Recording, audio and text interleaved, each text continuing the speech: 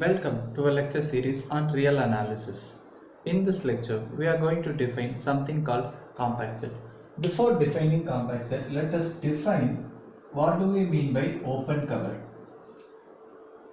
Okay, let G alpha be the collection of open sets.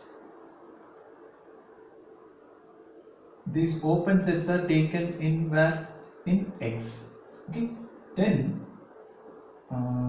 this collection is said to be an open cover of any set. Open cover of any set E in X if this E is contained in union G alpha.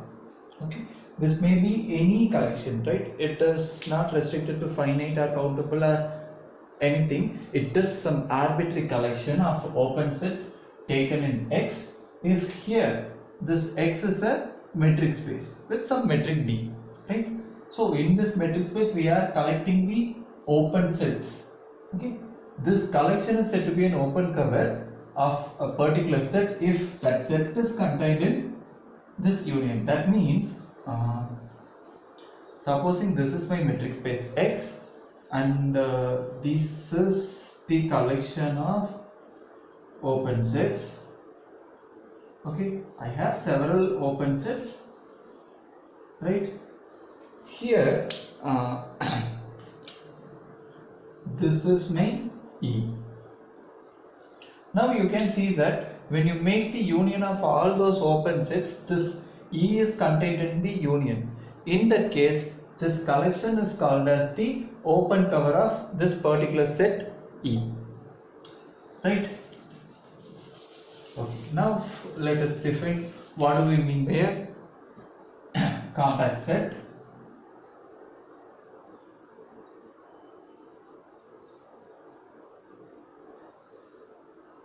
Let some subset of X we are taking. K is said to be compact if every open cover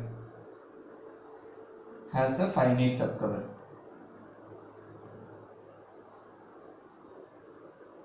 Which means, suppose we are taking some arbitrary collection of open sets. If G alpha is an open cover of K, then there are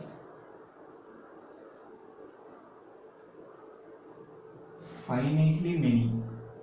Okay, it may be finite or finitely many. Okay, if there are, we can simply say if there are finite indices alpha 1, alpha 2, etc. alpha n such that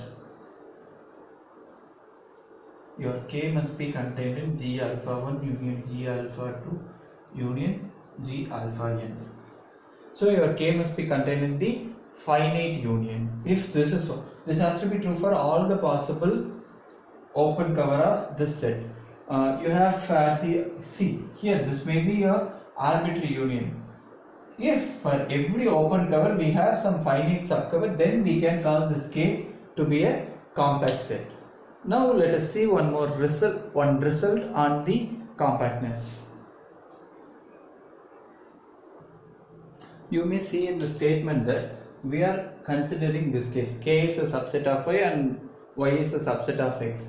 Here X is a metric space with the same metric defined on X. Y is also turning to be a metric space. We are considering a subset K. Now we have to prove this K is compact in X.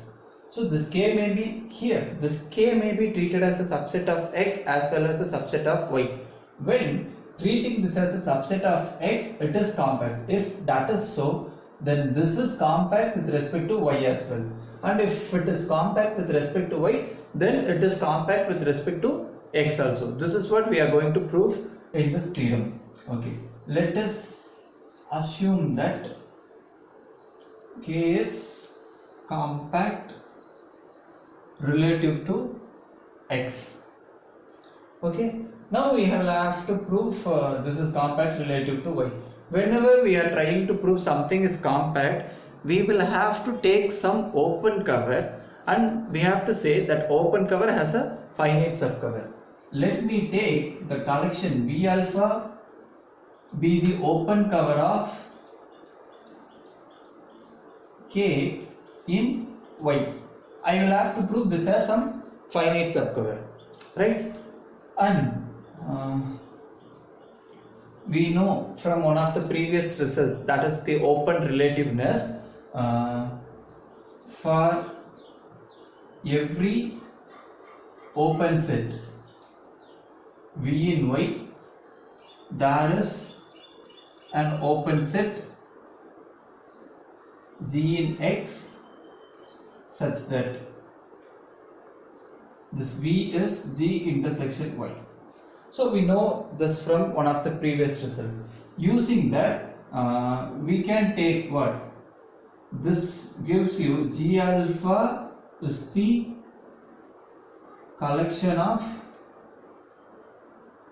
open sets in X where V alpha is G alpha intersection Y. Right? So you have this. Now, this is the collection of open sets in X. You may treat this to be the open cover of K in X. Here, be the open cover of K in Y. That is what we have, right? So this may be treated as the open cover of K in X.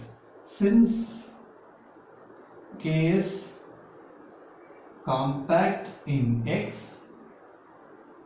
we have what? K is contained in G alpha 1 union G alpha 2 union G alpha n for some finite case.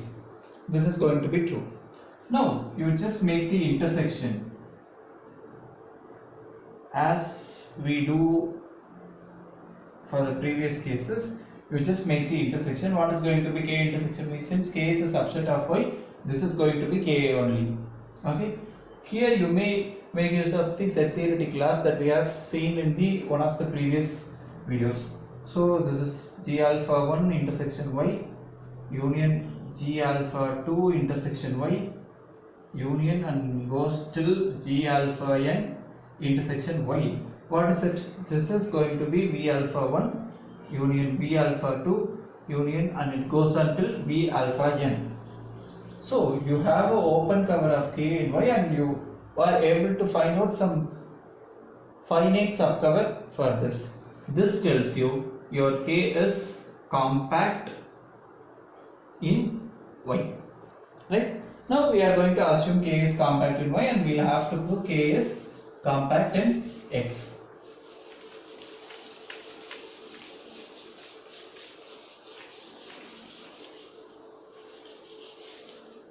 So conversely, our assumption is going to be what? Our assumption is going to be K is compact in Y.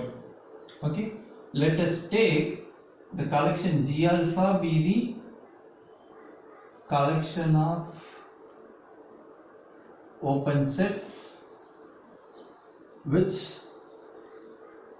covers K in X. Right? That is, we are just taking an open cover of the set K in X. Okay, and what? Suppose okay, we know that V alpha is equal to G alpha intersection Y for every alpha, where this V alpha is the open set in Y. Okay.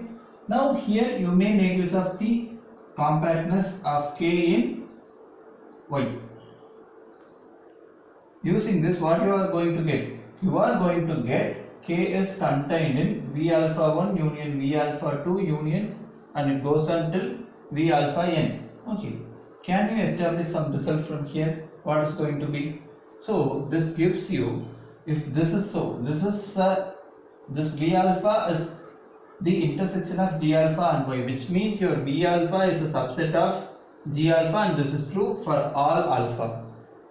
Therefore, this is contained in G alpha 1, this is contained in G alpha 2, this is contained in G alpha n. Therefore, what you are going to get is V alpha 1 union V alpha 2. This is going to be the case, and this is going to be contained in G alpha 1 union G alpha 2 union goes on till G alpha n.